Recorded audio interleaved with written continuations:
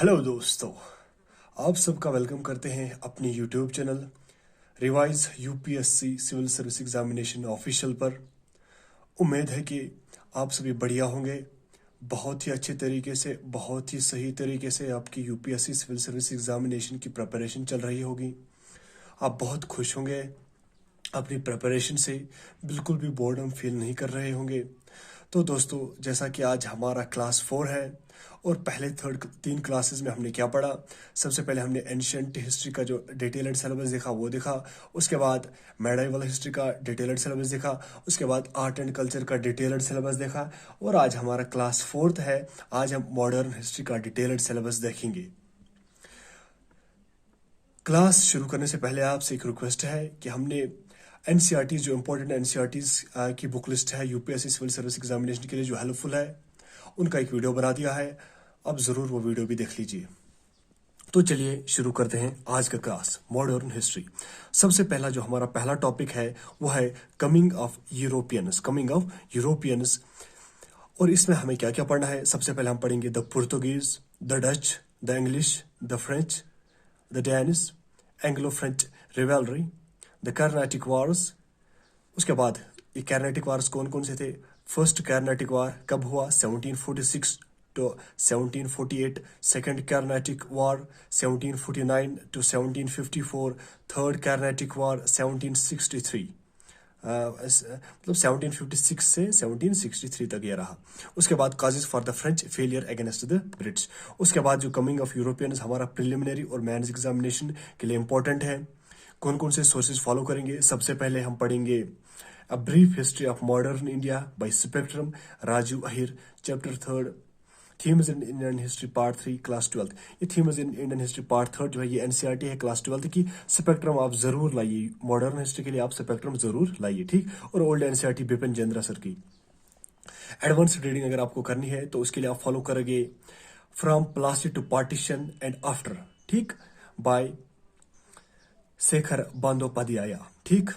उसके बाद जो हमारा सेकंड टॉपिक है वो है British conquest of India, British conquest of India, ठीक। इसमें हमें क्या क्या पढ़ना है। सबसे पहले हम पढ़ेंगे British occupation of Bengal, British occupation of Bengal. उसके बाद हम पढ़ेंगे बैटल ऑफ प्लासी कब हुआ था, 1757। ये इंपॉर्टेंट है, यानी कि सिलेबस से आपको मे भी, यानी कि प्रीलिम्स में आपको ये ऑब्जेक्टिव आ सकता है कि battle of Plassey, battle of Buxar ये कब हुए। तो आपको ये सिलेबस पर लिखा है। आपसे रिक्वेस्ट है कि आज से ही ये याद रखिए। बैटल ऑफ प्लासी 1757 में हुआ, बैटल ऑफ बक्सर 1764 में हुआ। उसके बाद हम पढ़ेंगे dual system of administration of Bengal. उसके बाद वॉर्स अंडर वैरन हेस्टिंग्स जो 1772 से 1785 तक रहे। उसके बाद हम पढ़ेंगे फर्स्ट मैसूर वार 1769 में हुआ। फर्स्ट मराठा वार 1775 to 82 रहा। सेकेंड मैसूर वार 1780 to 84 रहा। उसके बाद हम पढ़ेंगे expansion under Lord Wellesley 1798 to 1805। इसके साथ साथ हमें पढ़ना है सब्सिडरी अलायंस सिस्टम। उसके बाद fourth Mysore war 1799, second Maratha war 1803 to 1805। उसके बाद हम पढ़ेंगे expansion under Lord Hastings 1813 to 1823। उसके बाद पढ़ेंगे Nepal war 1814 to 16, third Maratha war 1816 to 1818, Rajputana, concept of paramountcy. उसके बाद हम पढ़ेंगे द कॉन्क्वेस्ट ऑफ सिंध। उसके बाद the conquest of the Punjab. उसके बाद फर्स्ट सिख वार इंपॉर्टेंट है 1845 to 46, सेकंड सिख वार 1848। उसके बाद हम पढ़ेंगे Dalhousie and policy of annexation 1848 to 1856, annexation of Awadh 1856, ठीक। और ये ब्रिटिश कॉन्क्वेस्ट ऑफ इंडिया जो है ये हमारा प्रिलिमिनरी और मेंस दोनों एग्जाम्स के लिए इंपॉर्टेंट है। कौन कौन से सोर्सेज फॉलो करेंगे। सबसे पहले स्पेक्ट्रम की बुक फॉलो करेंगे, उसका चैप्टर 5, 12th क्लास की जो एनसीईआरटी की हिस्ट्री है उसका थर्ड पार्ट, ठीक, वो भी फॉलो करेंगे। ओल्ड एनसीईआरटी बिपिन चंद्रा की वो भी फॉलो करेंगे। एडवांस रीडिंग के लिए आप यही book from Plassey to partition and after follow करोगे, ठीक। उसके बाद जो है हमारा नेक्स्ट टॉपिक वो है इम्पैक्ट ऑफ ब्रिटिश रूल। सबसे पहले इकोनॉमिक इम्पैक्ट उसमें हम पढ़ेंगे British agrarian policy, the permanent settlement, Ryotwari settlement, Mahalwari settlement, British policy towards Indian handicrafts, British policy towards development. उसके बाद जो सोशल इम्पैक्ट्स थे और इस सब के लिए भी हम फॉलो करेंगे सबसे पहले बेसिक स्पेक्ट्रम, अभी भी बोला, उसका chapter 3 themes in Indian history part 3 class 12 की एनसीईआरटी फॉलो करके एडवांस रीडिंग के लिए फिर से यही from Plassey to partition and after. उसके बाद old NCERT Bipin Chandra sir की फॉलो करोगे, ठीक। नेक्स्ट है कुछ रिलीजियस रिफॉर्म मूवमेंट्स। सबसे पहले Raja Ram Mohan Roy and the Brahmo Samaj after Roy, Henry Vivian Derozio and young Bengal movement, Swami Dayanand Saraswati and the Arya Samaj, Prarthana Samaj, Swami Vivekananda and Ramakrishna mission, theosophical society, Pandit Ishwar Chandra Vidyasagar, Jyotiba Phule, Muslim reform movements. उसके बाद है Sikh reform movement, Parsi reform movement, self respect movement and Periyar EVR, other social organizations, their founders, nature and character of these movements, achievement of Renaissance, limitations of Renaissance, ठीक। और ये सब जो है हमारा प्रिलिमिनरी और मेंस दोनों एग्जाम्स के लिए बहुत ही इंपॉर्टेंट है। सोर्सेज कौन कौन से फॉलो करेंगे? सबसे पहले स्पेक्ट्रम का चैप्टर 4 12th क्लास की जो एनसीईआरटी है उसका पार्ट 3 फॉलो करेंगे, ये बेसिक सोर्सेज है। ओल्ड एनसीईआरटी बिपिन चंद्रा भी, ये भी फॉलो करेंगे। एडवांस रीडिंग के लिए फिर से from Plassey to partition and after, ठीक, ये फॉलो करेंगे। उसके बाद है हमारा नेक्स्ट टॉपिक, वो है ग्रोथ ऑफ इंडियन प्रेस। इसमें हम पढ़ेंगे rise of press, repressive measures against free press, Indian press, its progressive role. Preliminary और मेंस एग्जामिनेशन के लिए इंपॉर्टेंट है। बेसिक सोर्सेज फिर से स्पेक्ट्रम का chapter 29, themes in Indian history class 12 की जो एनसीईआरटी है उसका पार्ट 3 और ओल्ड एनसीईआरटी बिपिन चंद्रा की एडवांस रीडिंग के लिए फिर से यही book from Plassey to partition and after. और अब जो हमारा नेक्स्ट टॉपिक है वो रहेगा revolt of 1857 and after, other peasant और ट्राइबल रिवोल्ट्स। इसमें हमें क्या क्या पढ़ना है? Cause of the revolt, political causes, administrative causes, economic causes. ये हमारा प्रिलिमिनरी और मेंस एग्जामिनेशन के लिए इंपॉर्टेंट है। कौन कौन से सोर्सेज फॉलो करेंगे? फिर से स्पेक्ट्रम का चैप्टर 7 और 12th क्लास की जो एनसीईआरटी है उसका पार्ट 3 एडवांस रीडिंग के लिए from Plassey to partition and after, ये फॉलो करेंगे। उसके बाद है कुछ social and religious causes, military causes, immediate causes, course of the revolt क्या रहा, causes of failure of the revolt, nature of the revolt, significance and effects of the mutiny. ये preliminary और मेंस एग्जामिनेशन के लिए important है।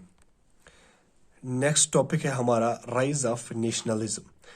इसमें हम सबसे पहले पढ़ेंगे factors promoting the growth of nationalism in India, associations formed prior to Congress, establishment of Indian National Congress, moderate nationalism, main demands of moderates, methods of moderates, achievements of moderates, failures of moderates, extremist nationalism,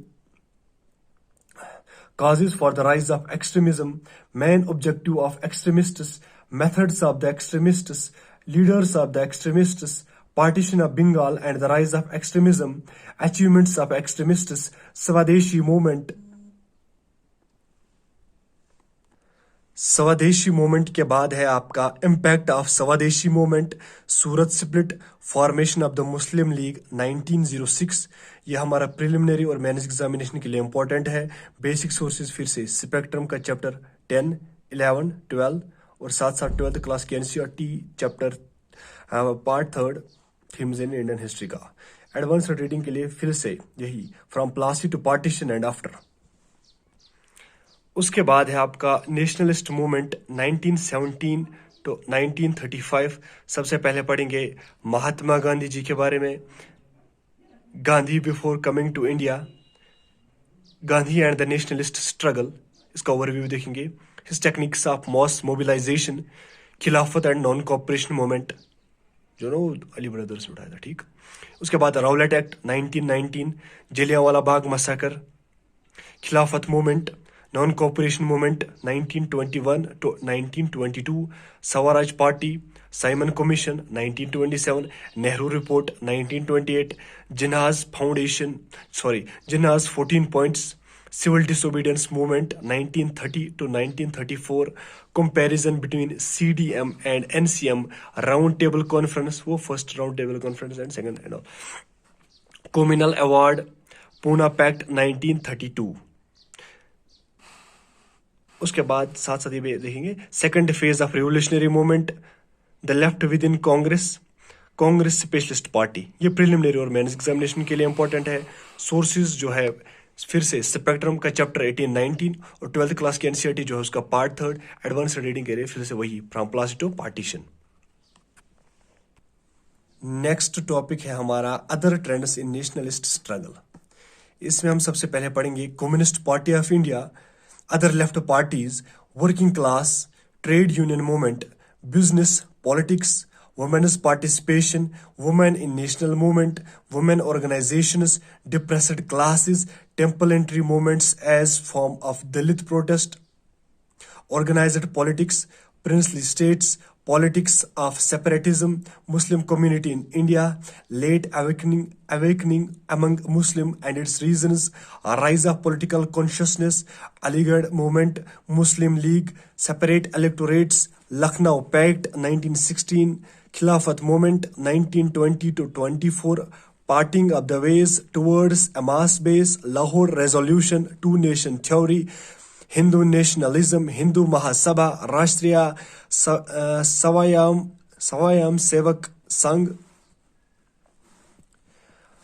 यह हमारा preliminary और mains examination के लिए important है। उसके बाद हमारे sources, सबसे पहले बेसिक सोर्सेज, फिर से स्पेक्ट्रम और थीम्स इन इंडियन हिस्ट्री, उसका पार्ट 3 जो है क्लास 12th की NCERT है। एडवांस रीडिंग के लिए history of modern India bye Bipin Chandra, ठीक, और साथ साथ from Plassey to partition.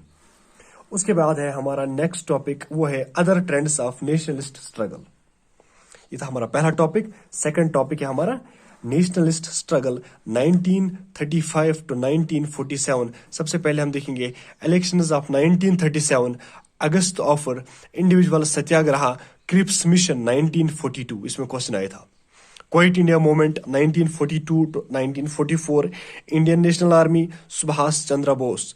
Preliminary और मेंस एग्जामिनेशन के लिए इंपॉर्टेंट है। फिर से बेसिक सोर्सेज स्पेक्ट्रम और क्लास 12th की जो NCERT है उसका पार्ट 3। एडवांस रीडिंग के लिए फिर से वही बुक। नेक्स्ट टॉपिक रहा हमारा constitutional development, regulating act 1773, Pitt's act of 1784, amending act of 1786, charter act of 1793, 1813, 1833 and 1853, government of India act 1858, India council act 1861, India council act 1892, Indian council act 1909 और Morley Minto, government of India act 1919 और Montagu, Chelmsford reforms, गवर्नमेंट of India एक्ट 1935। Preliminary और main examination के लिए important है। Basic sources, a brief history of modern India by Spectrum, Rajiv Ahir sir की। Themes in Indian history part 3 class 12th की और एडवांस रीडिंग के लिए फिर से from Plassey to partition and after. Next है हमारा governor generals, tenure and work. पहले governors of Fort William 1756 to 72, governors generals Warren Hastings 1773 to 85, Lord Cornwallis 1786 to 93, Sir John Shore 1793 to 98, Lord Wellesley 1798 to 1805, Lord Minto first 1807 to 13, Lord Hastings 1813 to 23, Lord William Bentinck 1828 to 35, Sir Charles Metcalfe 1835। उसके बाद है आपके Lord Auckland 1835 to 42, Lord Ellenborough 1842 to 44, Lord Hardinge first 1844 to 48, Lord Dalhousie 1848 to 56, Lord Canning 1856 to 57, Viceroys 1858 to 62, Lord Canning 1858 to 62, Lord John Lawrence 1864 to 69, Lord Mayo 1869 to 72, Lord Lytton 1876 to 80, Lord Ripon 1880 to 84, Lord Dufferin 1884 to 88, Lord Lansdowne 1888 to 94, Lord Curzon 1899 to 1905। ये हमारा preliminary और mains examination के लिए important.